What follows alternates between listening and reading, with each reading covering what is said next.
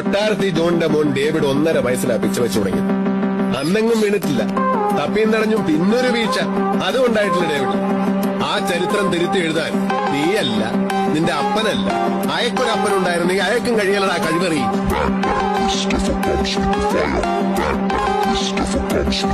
കളിക്കുന്നെങ്കിൽ ആണുങ്ങൾ കൊടുക്കണം. ഇറങ്ങി വാ, നമുക്ക് കൈ നോക്കാം.